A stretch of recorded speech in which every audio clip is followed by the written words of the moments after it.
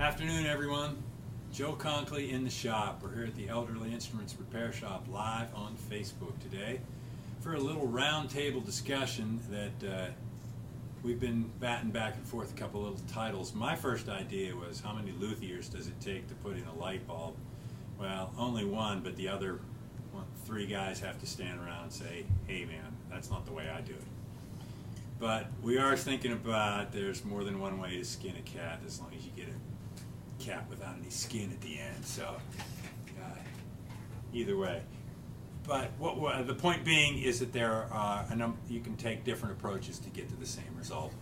And we try to present what I would call a consistent product here at the Elderly Instruments Repair Shop, so that no matter which one of the many talented repair people you get a similar end product. But we'll show you here, just by way of a little discussion, that there are a lot of different ways to take approaches to certain problems. So fret leveling is what we're going to look at today. Fret leveling is a ubiquitous repair job on almost every instrument we do.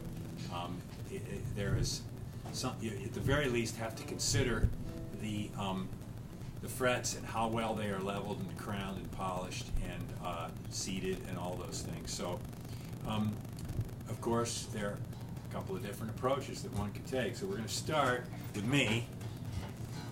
We have a nice Gibson ES 333, not a 5 but a 3, that needs some fret leveling.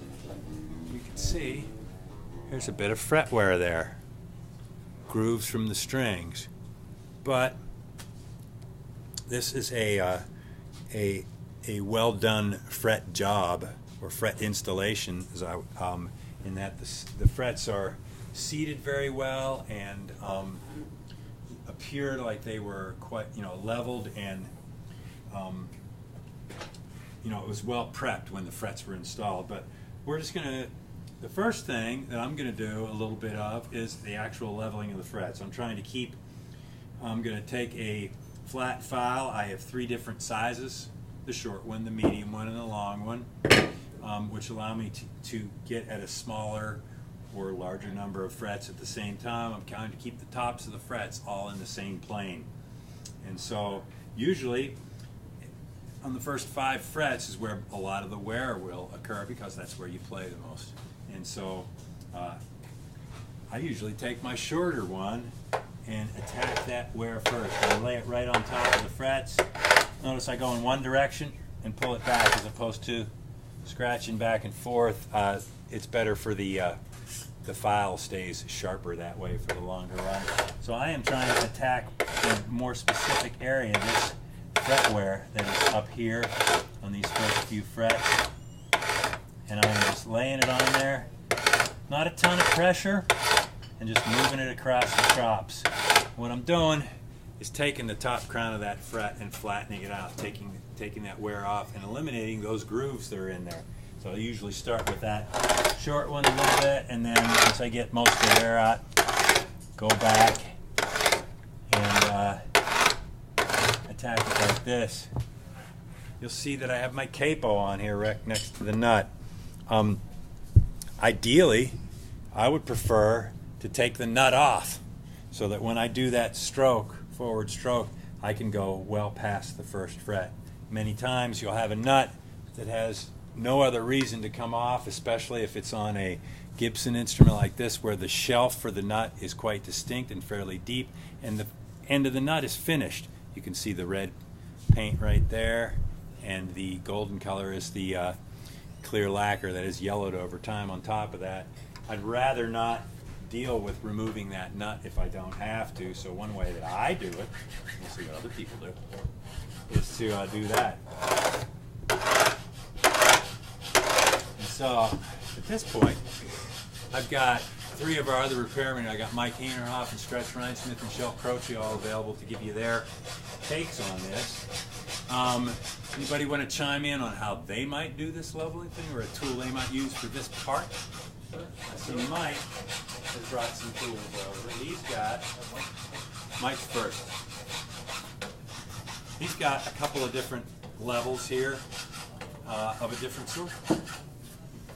I do. You know, this is a leveling beam from StewMax. What's up, guys?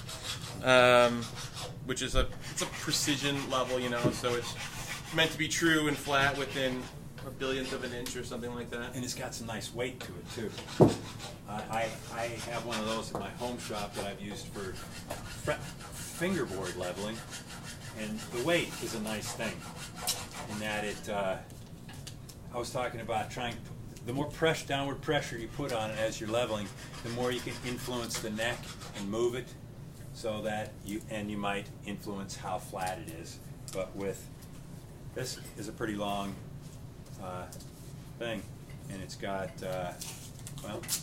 I got 220 on one side, and the other side is a diamond grit that's built into it, 320. Oh, wow. So that is super smooth, that diamond grit. But it cuts pretty fast. I usually, you know, I'll start with the 220, and obviously this is kind of getting old, but I'll start with the 220, give it a little bit of cutting, and then switch to the 320 to take out a lot of the scratches. You've also added some protection to the instrument. Yeah, when you're doing like a bar like this and doing the whole thing, you don't want to put a big old gash in the top of someone's guitar. And this is your 333 protection, specifically. Works on almost specifically. Lots of different types. One thing that do you have a number of these for different guitars? Yeah, for a handful of different guitars. I have some square ones that are universal, but these allow you to get in the nooks and crannies of the different cutaways of the different instruments. So I like that. every time I find myself wanting to be there on a guitar, and I'll be like, all right, I'll make a guard for it. So. One thing I do that no one else here does, just because the way I was taught, I marker my frets. Did you used to marker your frets? No, Oh. never did. Never got taught that way. This is what Brian Gallup taught me to do, and the thing that I like about it is that it allows you to get a big picture of everything about the neck. At a glance, you know, and you can do that just by looking at the wear pattern that you're getting, you know, as you go. But this is easier in the eyes, you know. I don't wear glasses yet, and I don't want to have to be wearing glasses anytime soon. So says the young guy, yeah.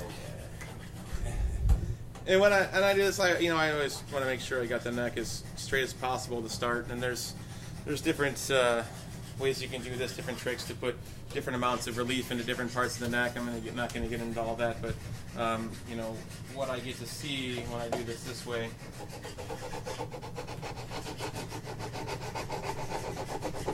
For instance, in this one pass, I see that this neck has way too much relief in it right now to be leveling the frets, because my beam is only touching at the ends right here. It's only touching right here and right here. You got to trust me. I do. No, I don't. I know you do, somewhere. Somebody took it from me. I'm gonna blame someone else. Steve, of course, Steve's is always right here to borrow. That's what it is. I don't have one. I use his. I always steal it from him because it's hanging right there in front of me. I also make sure I do this on a cradle. I don't do this just sitting like this. This is also gonna. Do you have your cradle sitting at your bench? It's over there somewhere. I will go look for it while you proceed. But I would also check this first with a straight edge and see just how straight the neck is, and then when you do a couple passes with the bar, and you can see, you know, where am I hitting the frets, and that gives you a picture of how straight the neck is. It also shows you, are there any weird dips and holes or scoops? Is the neck twisted? Do I have, you know, a slight unevenness in the relief from side to side that I didn't notice just looking at it before, but now I notice that I'm putting a beam on it. I don't think so. 2 neck cradles of different sizes. That I use right here. So you're getting a nice support along an area that is going to, in the middle of the neck here, the more pressure you put on it with a smaller file, the more it's going to tend to move that, and you're going to get, you know, you have to be aware of that at the very least. It's not necessarily a problem if you're aware of it. So this method will, you know, it'll get you through about 90% of your fret levels, you know, and in most cases you're going to be dealing with a a guitar with a reasonably straight neck. It's going to have a reasonably healthy amount of fret on it that you can play the whole thing flat and true, and it comes with a really good result in the end. You know, and in a situation where you have a neck where the frets are really low, and you're telling the guy, hey, you should probably refret this, and he's like, I'm not going to pay to refret it right now, and you're thinking like, all right, let's get one last dress out of this. This can even, you know, you can't do the whole board that way necessarily, especially if the neck's got some weirdnesses in it, and you got to get your little file out and sort of massage the frets into place. But this will give you a picture in the beginning, you know, like where's my wear that I want to take out, and where are my dips and hollows, and where am I going to have to, you know, take as little material off as possible to make this work. Okay. All right, there's Mike. We might stick around. We might bring you back in for some. We all have our own fret crowning methods. Stretch, you got anything to add to this part of the deal here? He's got a handful of tools with him. I got a handful of tools, yeah. Everybody's got tools. What do you got here? Oh, these are pretty much what I used to get going. I didn't bring my straight edge, so, but... This is very much the same as mine. It's medium size. Yeah, medium. Let's take a look. They might actually... The mill file, that works really well. This is getting a little bit of wear in there. They're slightly different patterns. Yeah. So yours is smoother than mine. This is a StewMac product, you can see, and this is a pretty aggressive. At least it was to start. This it is has one I smoothed made out myself here. Yeah, similar tool though.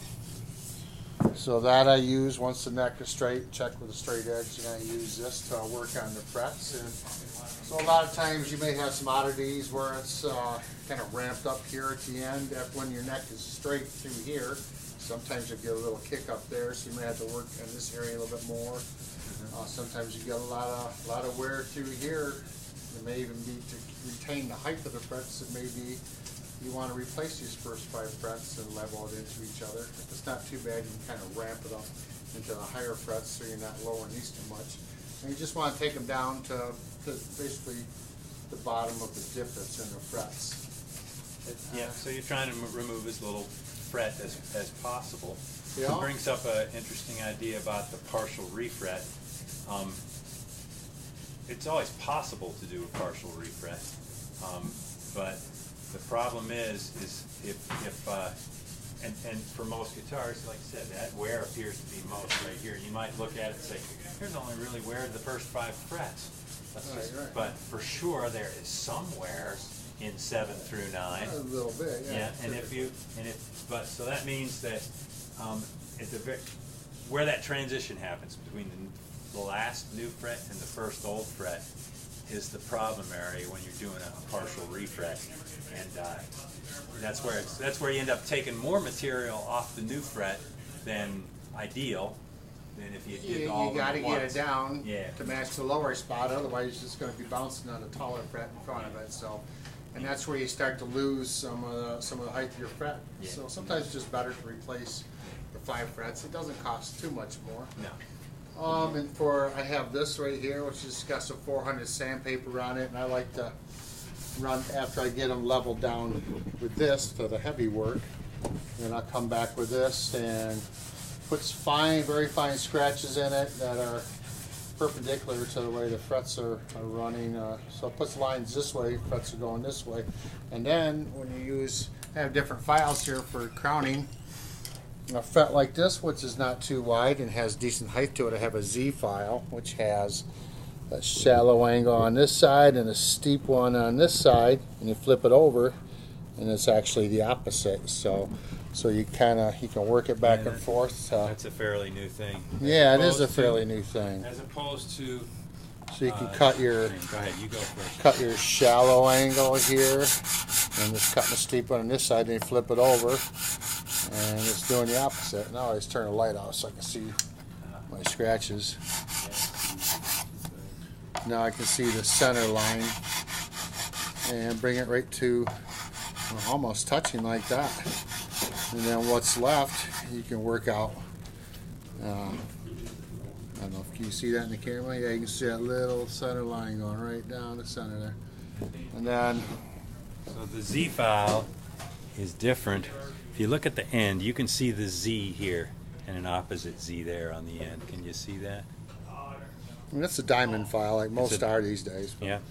These are more standard files that just have a crown to them, a even crown, and so it does not give you as like this with two different angles to deal with.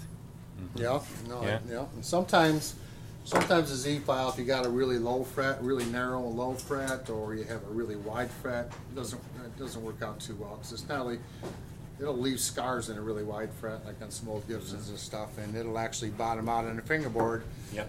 on a narrow fret. So at that point, I use standard 3-corner file where the edges have been filed off, so there's no file there and polished out. Super smooth polish. So it don't scar the fingerboard.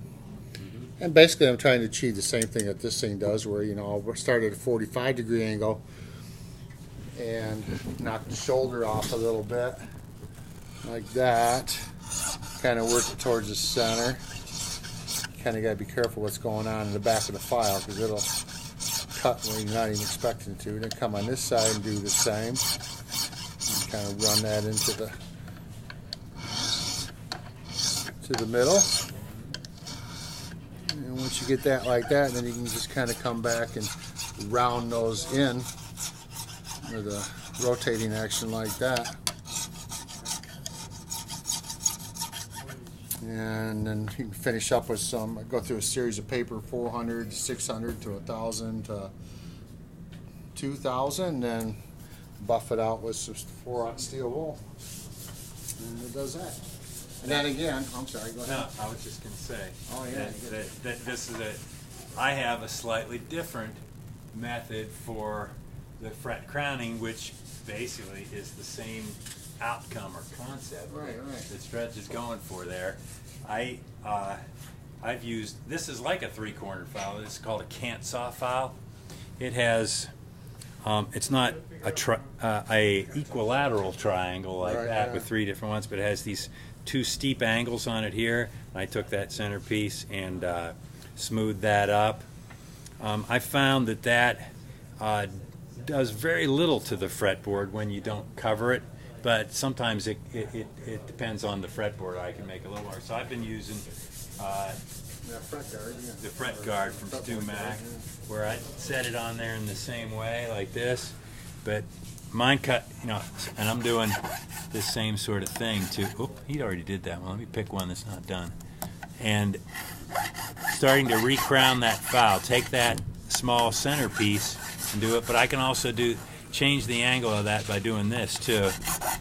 But I've found, especially with really low frets, that what I end up with on this is right here, right at the corner of that edge, I end up with a little burr that comes off there from that file.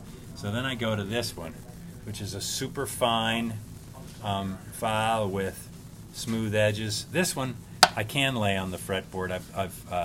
It's just a little bit wider, and I will take and get rid of that last burr there off that edge. So it's sort of a 2-part process where I think when you use a 3-corner file or the Z file, you end up with kind of a school bus look, where the fret will come up like so, and you've taken those 2 ends off, so it looks like a school bus. But right there, where the curve and the straight part meet, is where I usually feel, especially in a situation where I have dealing with low frets or deep burrs where I've had to grind off a lot of fret, I end up with a sharper burr there. And you can have a super rounded, smooth, polished look at the end, but then everybody that plays has calluses on the tips of their left-hand fingers, or whatever, their fretting fingers. And those calluses can grab that little burr as you're sliding up. And I had to learn that one the hard way with customers that came back to me and said, it looks great, except my callus is catching here on the 5th fret every time I do this 5th fret, 7th slide, and I couldn't figure out what was going on there until I just started The doing whole that. idea to knock that shoulder off so you get more of a ramp up instead of like a speed bump. Yeah. Now, one more thing before I Go ahead. go. Yeah. For stainless steel frets, I have a diamond file here because they'll tear up a regular file pretty good. and you got to use it lightly, but it works out quite well. And then, of course, follow up with again 4, 6, 12, and that works out quite well there. So, Do you guys do anything differently here at the nut end other than what I've done here with a capo or some sort? That works pretty well. I have a little. Mostly, I just be very careful when I'm up in there and put my finger there. And go like that. Okay. So. I do the finger a lot too. Yeah. When you're doing one direction with your file, it's a little easier to be careful there, you know. But if you have to be, I like this because there are times when the first fret is the lowest one and the one I have to be most aggressive with. And it's difficult to get the same level and material off you do when the nut's not there. I love it when you had to take the nut off for some other reason, or the nut was already loose, or that didn't have paint on the ends. There's just an easy way to take the nut off. Then your stroke can go all the way past like that, because then you're hitting it with the front end of the file and then following through all the way with the back, and I think you get a little more even thing. There's a couple different ways. What about fall away? About fall away, you mean on this end of the Yeah, I mean, this is an electric guitar. It's a little bit less of a concern, but do you ever? I notice. I look at a lot of guitars. I feel like the frets have been leveled, and the extension has been ignored. You know, you look at the frets in the extension, and they look like they're brand new. They're super tall, and these are all worn down here. Yeah. And so instead of having this true plane with fall away, now you have this more like a straight plane all the way through with no fall away because the frets are taller. Or in a worst case scenario when there was actually tip up like Stretch was talking about, and you haven't touched it at all. Yeah. So that's a really good point. One of the things that I used to do or think of when I was estimating for a fret level, I would look at the wear and say, oh, there's X amount of wear, that's going to take me X amount of time, and you throw an estimate out. And I think what you're talking about is looking at not only the wear, but the whole board, the whole neck, and all of the underlying things that might be going on with the neck besides just the grooves from the string wear. And so the fret level can, you know, take care of a lot of those things. So, and I actually did a level just the other day. It was on an old Banner LG that had been refretted, and they refretted it. They compressed it a little bit, so it had this big beefy neck, and it had a truss rod with no tension on it, and the neck was dead straight, or maybe even a hair backbone. And so using that, it put a little tension on the rod, and thankfully it was, you know, refretted. The frets were new, so I could actually even fret some relief into the neck in general. okay, so what is fall away? What are we talking about there? We're talking about the fretboard extension. On an acoustic guitar, there's that 14th to 20th fret area that actually is over top of the body of the guitar. On this guitar, it's only a few frets here, but at the higher end of the fretboard, you're looking for, instead of it to be dead straight from end to end, you want, if you laid a straight edge on like so, under string tension, you're looking for the straight edge to be sitting somewhere in here on the body joint, with there to be some space from there to there, right? Right. And what's the idea there? What does that get? And I would consider that to be a properly dressed fingerboard and frets that follow that. Why do we get that? Well, this string has an elliptical orbit, and as you go up the fingerboard, that orbit, the deepest part of that orbit moves up like this. Yeah. So when you're playing in these frets, some of these frets are in the way. You know, the neck is a lot straighter in this area than it is here. You know, the majority of the relief happens through this portion of the neck. So those frets just need to, the fingerboard just needs to just go all up the way like toward the bridge. Another thing is that string tension pulls on the neck like this. So, as Mike was saying, the truss rod and the neck is more flexible here, and as it gets closer to that body joint, it stiffens up, and you get less flex in the neck. And there's like a fulcrum point right in here, where the neck flexes from here to here, but not from here back. So, as when you get string tension on there, that flex can start right there, and this part then can be what would appear to be tipped up from there. So you got to build that fall away into it to get there. And as a guitar gets older and that string tension starts to win the battle, that fretboard extension over the body joint, that'll naturally start to rise, even though this part of the neck can remain nice and straight. You see that a lot on Fender basses are the culprit there, because or sort of the poster child of that problem, where the neck on a Fender bass, most necks taper from the nut to the body like so, the thickness of the neck, and on a Fender bass it's really very straight from it, and there's a lot of string tension that ends up being exerted on that area just past where it joins the body, and the neck is quite beefy there, and right in that area right there is where it'll tip up. And it's not permanent, but it does, the truss rod doesn't do anything to that. And so you can deal with that by taking some out of the frets there. And you were also talking about that same sort of thing. When you look at the neck as a whole, you get a good picture of where the oddities are in that neck. So not only are you taking care of fret wear, but you're actually doing a minor truing of the neck itself, and also putting some life back in the truss rod, and a number of different things. So that's so most of the time I find that even though there's never any wear up here hardly at all, you still have to do work in that area. If all you ever do is just keep knocking it off down here, sooner or later chickens come home to roost, so to speak. But and when you're doing this with this beam, that's one thing I'll notice a lot. As I'll start to take material off, and I notice I'm just riding the extension.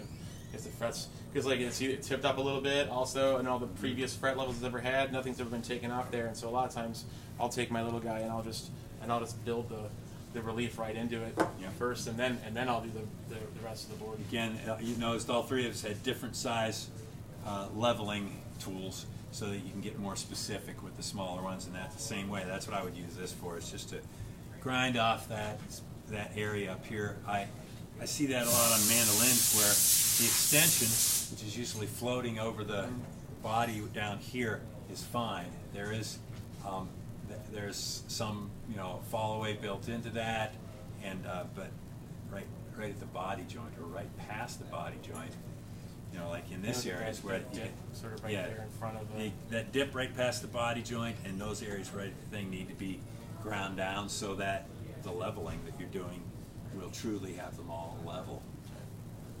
All right. So it's time for y'all to get back to work, watching YouTube on your lunch hour or whatever, and we need to get back to work too. So there you go. Different ways to approach fret leveling from a variety of folks, and we'll try to come up with some other subjects here that will allow us to show you there's more than one way to skin a cat. So thanks. Share us, like us, and we'll see you later.